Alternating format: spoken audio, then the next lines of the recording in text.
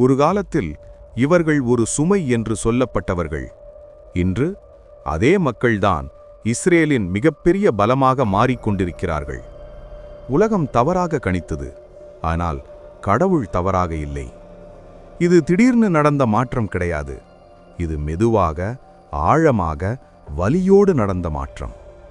சபாத்தை கடைப்பிடிப்பது, ஆண் பெண் சேர்ந்து செயல்படும் இராணுவ பிரிவுகளில் சேவை செய்வது, பெரும்பாலும் செக்குலர் கலாச்சாரம் கொண்ட சமூகத்தில் ஒன்றிணைவது, இத்தனை பெரிய மாற்றங்களை ஒரே நேரத்தில் எதிர்கொண்ட வேறு எந்த இஸ்ரேல் சமூகமும் இல்லை. ஒரு விஷயம் தெரியுமா? இஸ்ரேல் உலகத்திலேயே கட்டாய இராணுவ சேவை உள்ள மிகச்சில நாடுகளில் ஒன்று.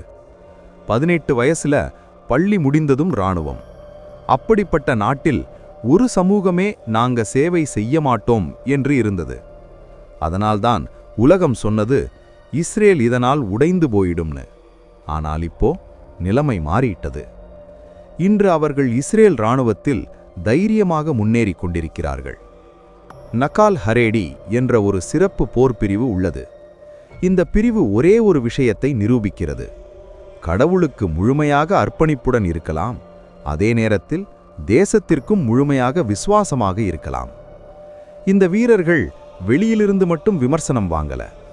தங்கள் சொந்த சமூகத்திலிருந்தே நீங்க மாறிட்டீங்க, நீங்க பாதை விட்டு விலகிட்டீங்க என்று சொன்னார்கள். ஆனாலும் அவர்கள் பின்வாங்கவில்லை. அவர்கள் சொன்ன ஒரே வரி இதுதான்: கடவுள் நம்மை இந்த தேசத்திற்கு மீண்டும் கொண்டு வந்தார், அதை பாதுகாப்பது நம்முடைய கடமை. இது இராணுவம் மட்டுமில்ல. இன்னொரு ஆச்சரியம் தெரியுமா?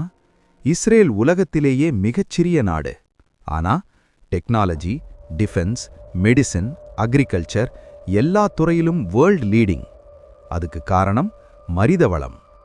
அந்த மனித வளத்துல இப்போ அல்ட்ரா ஆர்த்தடாக்ஸ் சமூகமும் சேர ஆரம்பிச்சிருக்காங்க. வேலைக்கு செல்லும் ஆண்களின் சதவீதம் 50%இலிருந்து 58% சில ஆண்டுகளிலேயே உயர்ந்துள்ளது. இன்று அவர்கள் புரோகிராமர்களாக, என்ஜினியர்களாக, மெடிக்கல் ப்ரொஃபஷனல்ஸாக அற்புதமாக செயல்படுகிறார்கள். பல ஆண்டுகள் தோரா படிப்பில் ஆழமாக சிந்திக்கும் பழக்கம்தான் இப்போ லாஜிக்கா, கோடா, டயக்னோசிஸா மாறியிருக்கிறது. பைபிள் இதை முன்னாடியே சொன்னது. நெகேமியா 4:17. ஒரு கையால் கட்டினார்கள், மற்ற கையால் ஆயுதத்தை பிடித்திருந்தார்கள். அதே காட்சி இன்று இஸ்ரேலில் நடக்கிறது. ஒரு கையால் பொருளாதாரம், மற்ற கையால் பாதுகாப்பு. இது பெர்ஃபெக்ட்டா? இல்ல. ஆனா ஒன்று உண்மை: நகர்ந்து கொண்டிருக்கும் விஷயத்திற்கே வலி இருக்கும், இறந்த விஷயங்களுக்கு வலி இருக்காது. இன்னொரு மைண்ட் ப்ளோயிங் ஃபேக்ட்: இஸ்ரேல் வரலாற்றிலேயே முதல் முறையாக யூதர்களின் இயற்கை மக்கள் தொகை வளர்ச்சி முஸ்லிம்களின் வளர்ச்சியை மிஞ்சியுள்ளது. யூதர்கள் 1.6%, முஸ்லிம்கள் 1.4%. அழிவு வரும் என்று சொன்னவர்கள் தவறாகிவிட்டார்கள். நாடுகள் உள்ளுக்குள்ளே உடைந்து போகுது, ஆனா இஸ்ரேல் மட்டும் நிக்குது. இது அரசியல் இல்லை, இது கடவுளின் பராமரிப்பு. ஹாலோகாஸ்ட், சிதறல், அதற்கு பிறகு சேர்க்கை.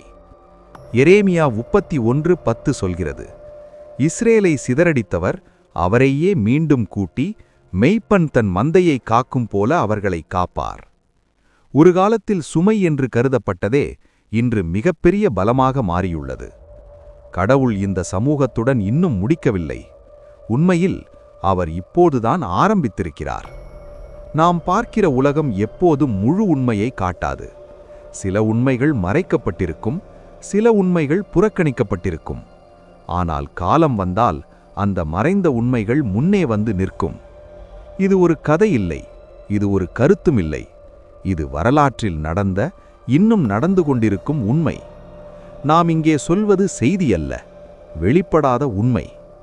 இன்னும் பல மறைந்த உண்மைகள் வெளிவரப்போகிறது. இது ஒரு முடிவல்ல, இது ஒரு தொடக்கம்.